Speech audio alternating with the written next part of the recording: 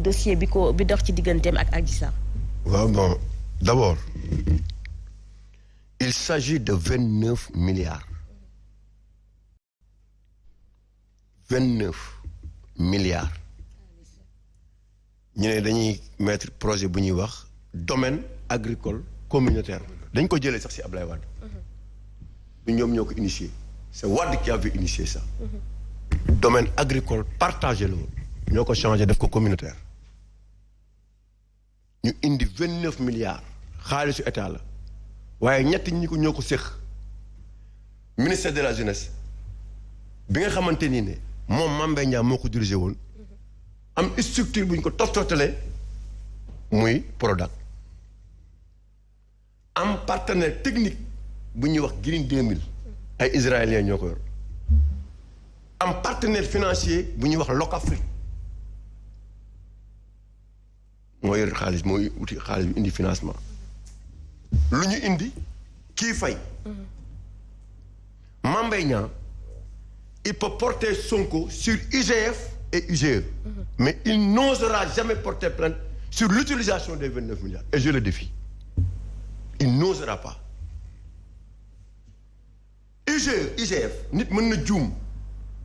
Peut-être que, et là je voulais que parfois su ma juumee sax ma ne dama juum. Pour finir débat bi xam nga Sonko lan la waroon def avoir la grandeur de dire que je me suis trompé de nom. Au lieu de dire IGF, au lieu de dire IGE, je voulais dire IGF. ñu dem suñu yoon ah. def na ko kañ. bi mu demee dikk. bi mu demee les enquêteurs. waaw mais dikk d'accord mais ñun dégguñu ko. c'est-à-dire que comme ma dafa juum man xaw ma woon loolu. mais bu ko defee je pense que débat bi foofu mënoon na fa jeex. mais bu eggee fii parce que c'est Sonko moo tax. et même si Mame Mbaye Niang est venu au tribunal c'est pas que c'est Sonko bu doon Omar Faye la du ñëw. day bàyyi ñeneen ñu régler problème bi parce que plusieurs fois ñoom porté nañ plainte nit ñu ànd jël seen i avocat bàyyi leen foofu ñu toog seen i kër donc loolu du débat le débat c'est l'utilisation des 29 milliards yi waroon créer ay emplois pour les jeunes ñu construire ay DAC allez nous voir est-ce qu'il y a des DAC est-ce que depuis bi ñuy waxee la mise en place de ce projet ba léegi est-ce que la ñu waxoon ci DAC yi am na wala amul ça n'existe pas li mu di ñuy def nii loolu on va régler ça au niveau de la justice te ubbi na benn affaire bundu moom Mame Mbaye Niang na xam ne lii benn pàcc la bu ubbeeku fa ñu ne la jëm nag mooy dina leer il faut qu'il y ait une enquête approfondie sur comment nos 29 milliards ont été utilisés et j'en ai parlé plusieurs fois moi man Omar Faye j'en ai parlé plusieurs fois interpellé ko ñu bëri interpellé nañ ko il ne s'est jamais prononcé là-dessus c'est aujourd'hui qu'il commence à se prononcer sur uniquement benn erreur entre IGF et IGE loolu kese la de wax ji yëpp loolu am na lu mu gëm am na loo xamante ne waaye nag nañ teg affaire bi sur la table na génn xaalis bi fu ñu ko jaaree du ko def je le défie lui il pourra jamais le faire sunu xaalis bi ñu koy war a dugal nañ ko fa ci mbiru 29 milliards yi loolu moo am ku fi ñëw dalay wax nii rek naan oui les 29 milliards ont été faits rien du tout d'ailleurs il n'y a pas encore de rapport c'est le pré-rapport bi ñu def moo génne ay affaires ñu téye kayit c'est comme ça que ça s'est passé maître c'est comme ça que ça s'est passé pré-rapport la pré-rapport bi génne ay affaires ñu téye mbir mi génn ñu rapport bi carrément où est le rapport nañ génn rapport publier ko nañu jël rapport bi publier ko ñun ñi xam exactement comment les 29 milliards ont été utilisés te ñun dañ ko soxla. pré-rapport rapport bu génnagul. dama ne la am pré-rapport peut-être loolu mooy expliquer Omar Faye plutôt faux et usage de faux sur des documents administratifs bokk ci charge yi nga xamante ne teg nañu ko ci ndoddam. ma ne pré-rapport bi ñoo gaa yi génne pré-rapport bi bañ koy génne ñoom seen biir ñoo doon xeex. il faut que les gens sachent que ce problème-là d'abord c'est un combat interne politiquement entre les responsables de l'APR te loolu moo am c'est entre même Mimi Touré lan moo ko kii incriminé c'est un pré-rapport c'est pas encore un rapport c'est-à-dire c'est là foofu la problème bi nekk c'est-à-dire que ñoom seen problème interne parfois dañuy utiliser yenn yi di xeexante seen biir alors que xeexante seen biir boobu ñu doon wax entre Amadou Ba et entre Mame Mbaye Niang si la ñuy jëlee maintenant sànni au niveau de la presse certaines informations concernant la gestion des 29 milliards. Très bien. si lañ ko fi jëlee moom Mame Mbaye Niang si lañ nekkulee ministre ba ñëpp yaakaar dootul nekk sa ministre mu ñëwaat nekk ministre. donc le problème xam nga c'est quoi le problème c'est quoi fii réew bi il faut ñuy waxante dëgg am na loo xamante ni lii xew nii jarul tribunal jaru ko c'est ça la réalité bu fekkoon dañuy wax rek li ñu ëppal solo mooy mu wax ñu suñu 29 milliards fu mu dugg nañu ko wax. te duñ ko wax. Très bien alors bu ñu faut pas que ñu ñuy divertir sur des choses yoo xamante ni ne c'est des détails ñun à chaque fois qu'on parle de sujet bu ñu taxawee suñuy position dañ koy wax mais est-ce que réellement tu penses que sur IGF ab E ak ab F tax nañu jël ñu tax nañu bunkériser notre pays tax nañu jël nit ñi teg fii teg ñi kenn liggéeyul ñëpp toog. toute une journée. alors que ñoom mënuñ ñëw tey def rapport wax ñu suñu 29 milliards on a créé tant d'emplois pour les jeunes on a fait ceci on a fait cela. c'est clair alors Omar Faye joxe nga sa avis léegi nii juum naa au lieu de Omar Faye j'ai dit Omar Sow lapsus entre ñun citoyen lambda mën nañu ko comprendre mais maître ndax yoon moom dafa xam lapsus. waaw comme ni ma la wax rek xam nga en fait man dossier bi comme fii ñu toll nii. non en dehors de dossier bi en général. ndax la justice considère un lapsus. yoon infraction la xam. infraction yi ndax élément constitutif yi daje na wala dajewul waaye ay maam moo rek moom yoon du ci àtte yoon li muy àtte mooy danaan nit kat ñu ngi koy toppee nangam loolee ci kàggu yi ni àttee ko dafa am nu ko firndelee ni maam pour infraction boobu am. faaw lii daje bu yépp daje day wane ni lii xam ni moom la ñu waajal te di ko bañ ci réew mi daje na ci yow. ñu soog laa sanctionné. moo tax yoon du tënku ci ay maanaam yu ni mel du ko def. waaw donc foofu laa mën a yem damay bañ a. non doo ci dugg incha allah jàdd yoon. doo ci dugg tey bu ma bëggoon wax Omar Faye dara ma juum.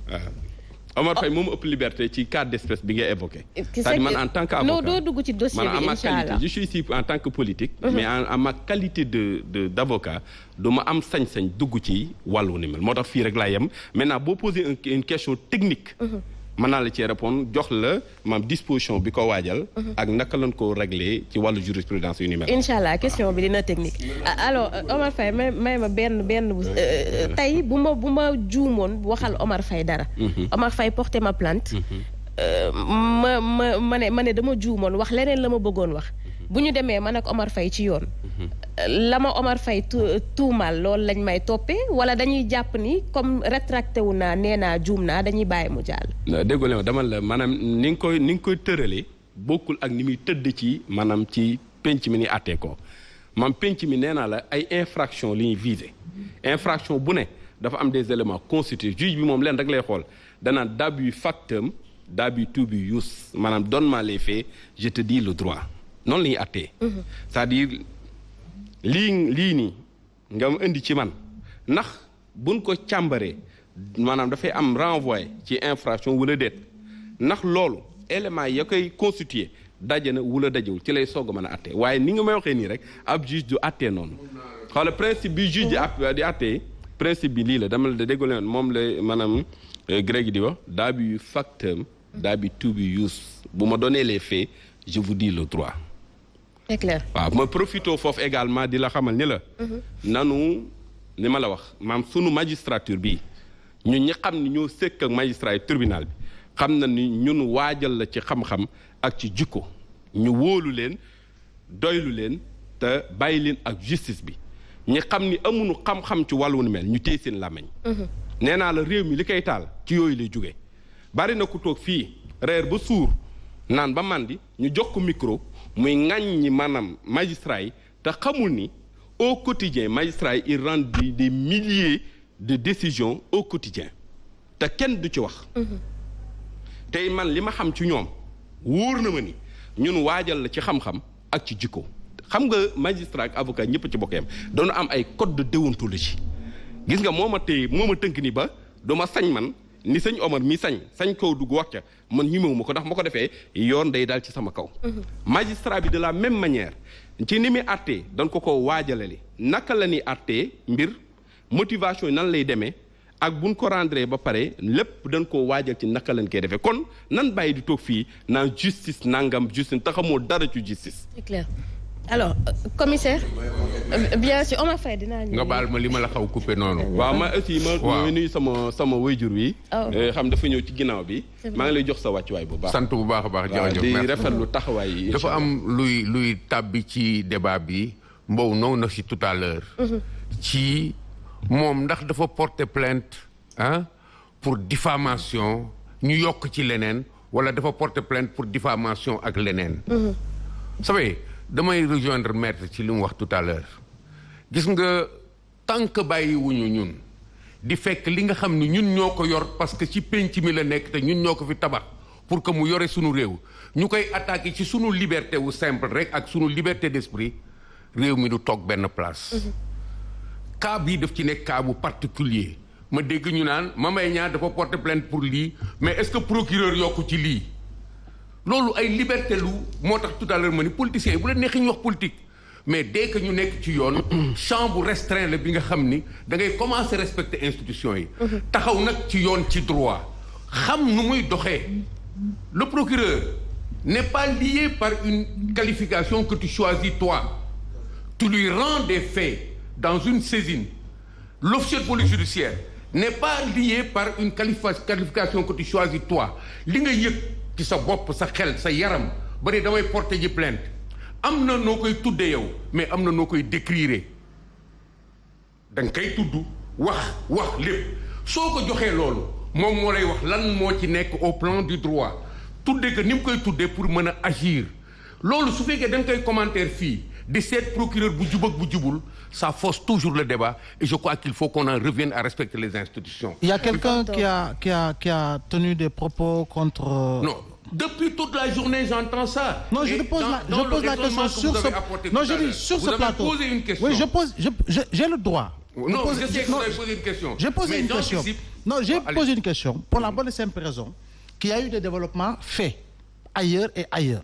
Je pose la question de savoir ne bëggoon nañu xam dëgg-dëgg ndax Mame Mbaye Niang dafa porter plainte pour diffamation kese ou il a dafa porter plainte pour diffamation injure publique faux usage de faux ou il a comme leen ni ñu koy waxee damay laajte ndaxam dëgg lu mu baax pro commissaire ndaxam parquet moom moo xool ay faits qualifiés yo def si lii wala def si lee dama laajte encore une fois c'est pour avoir des réponses tu sais vous savez pourquoi je pose les questions pourquoi je pose des questions il est bon de poser des questions parce qu'en posant des questions et les bonnes questions on arrive à avoir les bonnes réponses je pense que dès lors que l'on parle du respect que l'on doit à la justice on doit également respect aux citoyens. C'est clair. Parce qu'on ne doit pas également tenir des propos désobligeants à l'endroit d'un père de famille, à l'endroit d'un époux, à l'endroit d'une épouse, à l'endroit d'un quelque citoyen, quel que soit son statut social.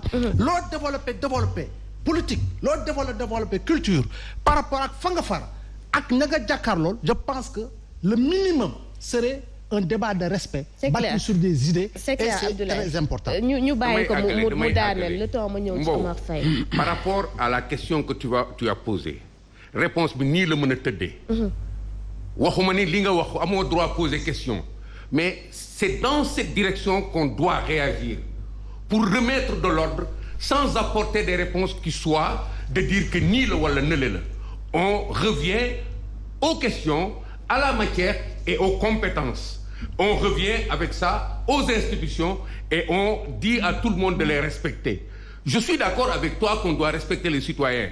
Mais de là à forcer la marche de la justice avec des arguments de ce type-là, moi je me demande, disons qu'on doit respecter les citoyens parce qu'ils sont pères de famille, ils sont cela, mais nous sommes tous des justiciables, quelle que soit la chose, et on ne peut pas être justiciable et se prêter un portrait, un profil qui soit celui-là qu'on doit respecter. Nous parlons de justice et de fait. Nous parlons de compétences des magistrats, donc dans une procédure.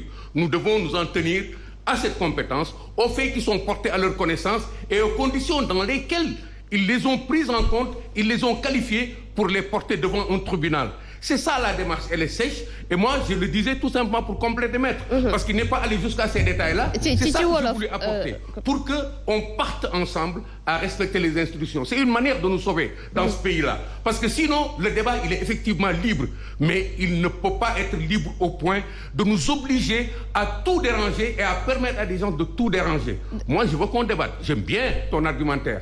Mais je voudrais qu'on rappelle tout le temps qu'il y a des choses qu'on doit réapprendre à respecter. C'est clair. Parce qu'il y a eu trop d'accidents par rapport à ces questions-là. Si je peux me le permettre, je le fais. Si on ne me le permet pas, je le fais quand même et j'attends qu'on me dise non, c'est pas comme ça. Et j'accepterai. C'est clair. Alors, Omar Faye, dama la daggoon donc ma bàyyi la nga daaneel rek le temps ma dem ci. dama bëgg a wax benn affaire boo ma ci nii. Il faut être simple. nañu simple yi na débat bi simple. ñu wàcce ko. ñu wàcce ko rek xam nga gis nga boo bëggee nit ñi respecter justice da nga koy bañ a instrumentaliser muy def lu mu warul def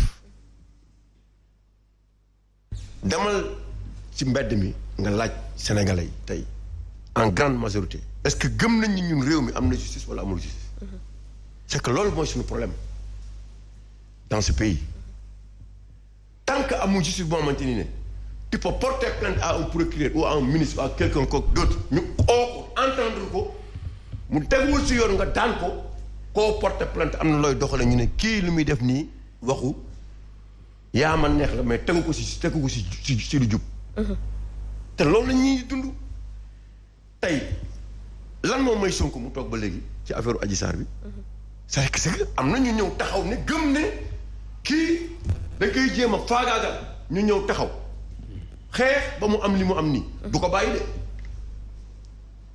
parce que pour ñoom tey bu ko bàyyee gars yi faagaagal ko mu am ñu xamante ni dañuy taxaw pour xeex mais xam nañ ne tey li ñu tuumaal Sonko am na ñu bëri ñu fi ne amul kenn ku ko fi tuumaal